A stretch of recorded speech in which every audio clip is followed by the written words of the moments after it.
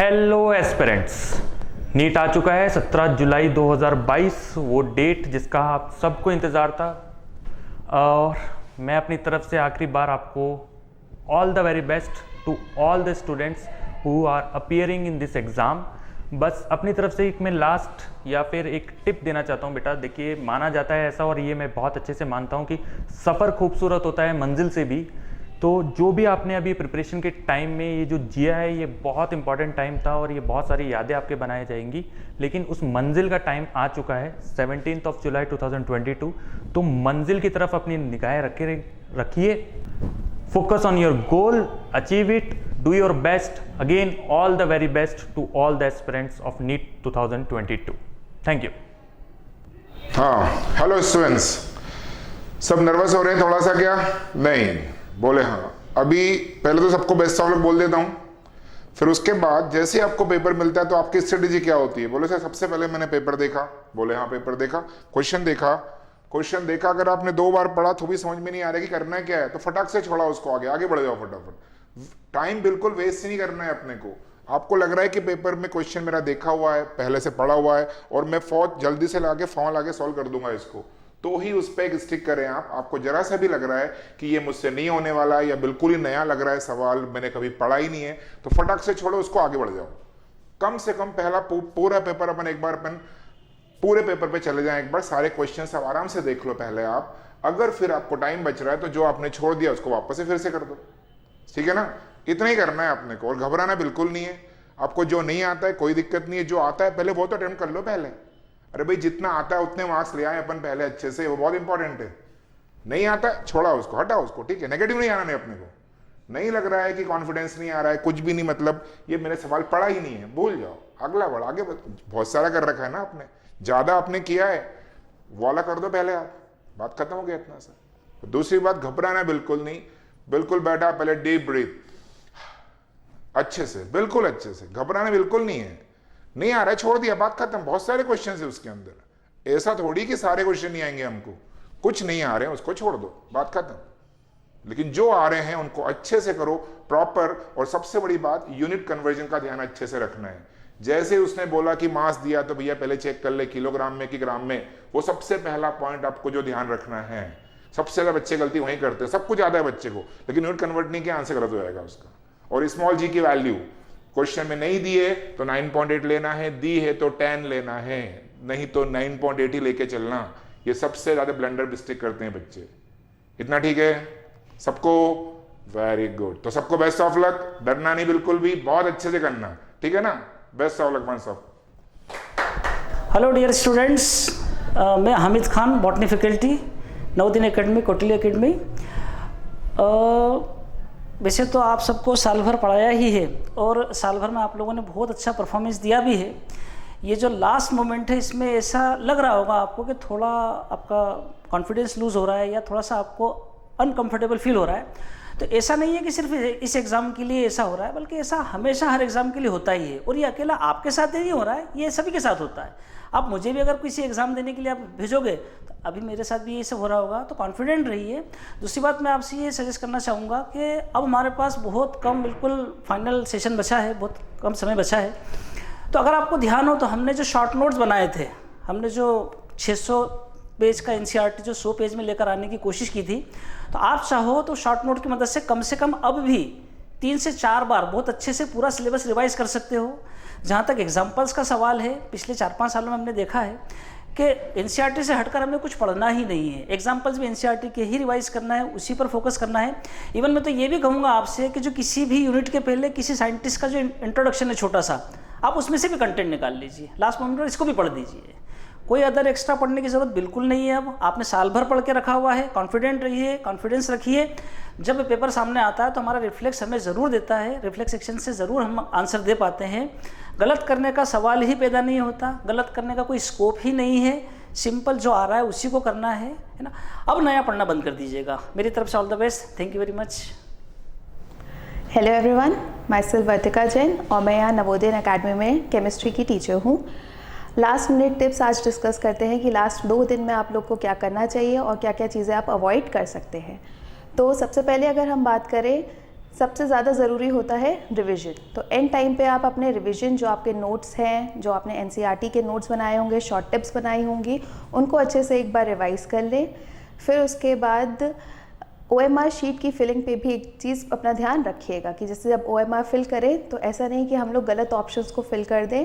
पहले हम properly questions को सॉल्व करेंगे, फिर थोड़ा सा टाइम सेपरेटली OMR शीट्स की फिलिंग के लिए लगा देंगे। नेक्स्ट चीज़ जो ध्यान रखनी है, हम लोगों को जो क्वेश्चंस में हम श्योर हैं, जिनको हम अटेम्प्ट कर सकते हैं, उन्हीं को अटेम्प्ट करें। फालतू की तुक्केबाजी में अगर हम चले गए तो आधे से ज़्यादा मार्क्स नेगेटिव में चले जाएंगे, तो वो वाली चीज़ अवॉइड करनी है। एलिमिनेशन मेथड हम यूज़ कर सकते हैं, ऑप्शंस को एलिमिनेट करिए, जो बेटर आपको ऑप्शन लग रहा है उसको फिर टिक करिए।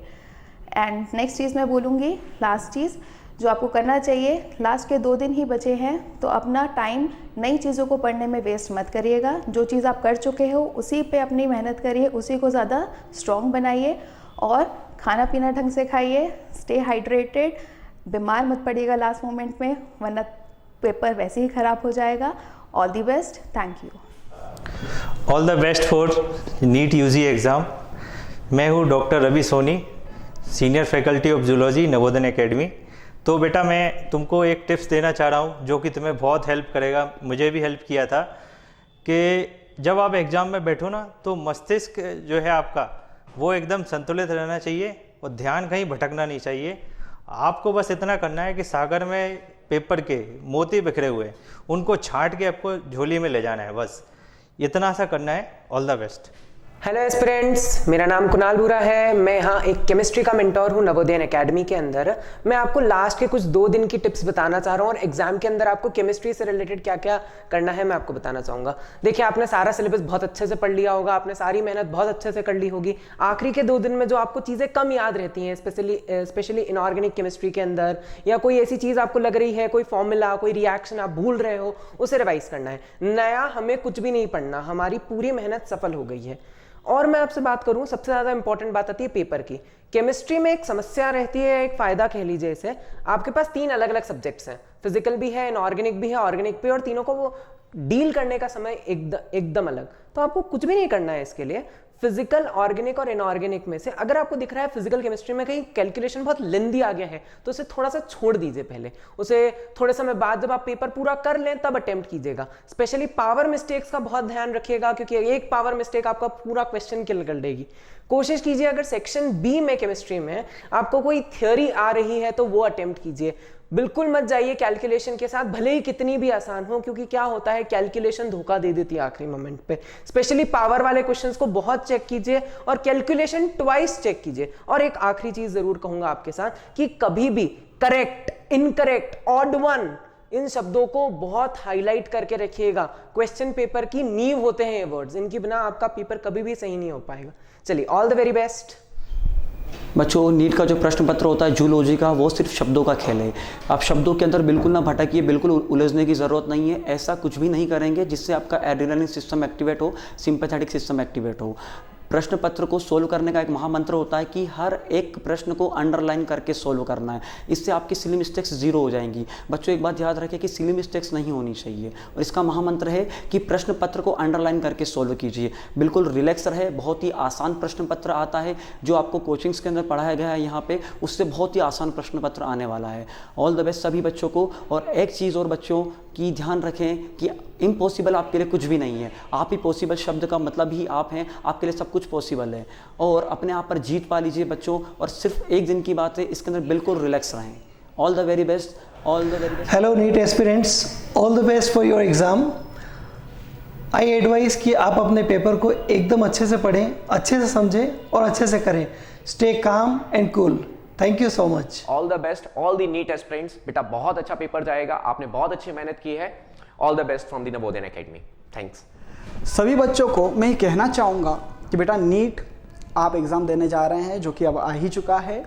एग्ज़ाम में क्या करें और क्या ना करें, देखो ऐसा हम फिर से ऐसी कोई नई बात नहीं करेंगे, सारी बातें आपको पता है। जो भी पता है बस उन बातों को ध्यान में रखते हुए आपको एक्शन लेना है। जैसे कि क्या करें क्या ना करें। क्या करेंगे तो हमें इस बात का ध्यान रखना है, घबराना बिल्कुल भी नहीं है। और जो आपको सिखाया गया है टिक, गोला, क्रॉस, इसी मेथड के साथ आपको थोड़ा सा पिच पर सेटल होना है। सबसे पहले वो क्वेश्चन करें जो आसान है, उन क्वेश्चन को छोड़ते चले जो आपको टफ लग रहे हैं, आपको घबराहट देने वाले हैं। सेकंड राउंड में आप उसको अपने बेहतर तरीके से करने की कोशिश करेंगे। और हाँ, आंसर चेक करना मत भूलिएगा कि हमने जो भी टिक किया है क्या वही हम OMR में फिल कर रहे हैं, ठीक है, इस बात का ध्यान रखिएगा। और नहीं करने वाली बात है तो सीधी सिंपल सी बात है बेटा, आपको रिजल्ट के बारे में नहीं सोचना, इतने में आपका सबसे बेस्ट प्रदर्शन आएगा। तो मिलता हूं, और आखिरी में एक ही बात कहना चाहूंगा, हम सभी शिक्षक आपसे एक ही क्वेश्चन पूछेंगे बाद में, क्या आपने अपना सर्वश्रेष्ठ दिया। हम ये नहीं पूछेंगे आपका पेपर कैसा गया, क्या मार्क्स आ रहे हैं। पहला क्वेश्चन हमारा आपसे ये होगा, क्या आपने अपना बेस्ट दिया। दूसरा क्वेश्चन पूछेंगे, क्या आ रहा है स्कोर। Thank you.